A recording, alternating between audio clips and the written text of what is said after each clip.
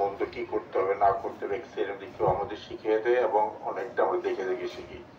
একটা বাচ্চা যখন একটা আগুনে হাত দেয় সেকেন্ড টাইম কিন্তু সে আগুনে হাত দিবে না, যখন পুড়ে যাবে।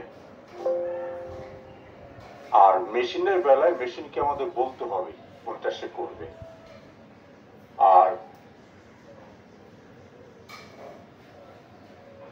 আর মেশিনকে এটা বলতে হবে আমাদের কোনটা করবে। আর মেশিনকে যে আমরা বলার জন্য যে জিনিসগুলো আমরা দিব এগুলাকে বলে ডেটা, যে এক্সপেরিয়েন্স যেটা মজুদের ডেটা, অনেকগুলা ডেটা মেশিনকে ফিট করে কোনো জিনিস শেখানো হয়।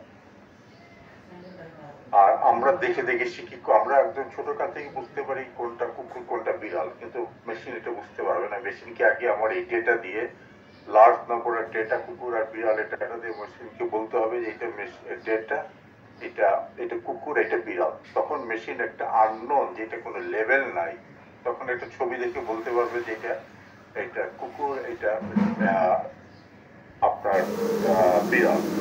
আর এই প্রসেসটাকে বলে হয় মেশিন লার্নিং। মেশিনকে শিখানো হয় কিভাবে, এবং শিখানোটা মেশিনটা বিভিন্নভাবে শিখানোর সাথে সাথে একটা নোন ডাটার সাথে যেগুলো আমরা লেভেল ডাটা, ডাটাটা অলরেডি আমরা জানি এটা কি, এটা দিয়ে মেশিনকে শিখানো হয়। পরবর্তী একটা মেশিনটা কতটুকু শিখতে পারলো তখন একটা আননোন ডাটা দেওয়া হয়, ডাটার সাথে আমরা কম্পেয়ার করি মেশিনটা কতটুকু শিখতে পারলো।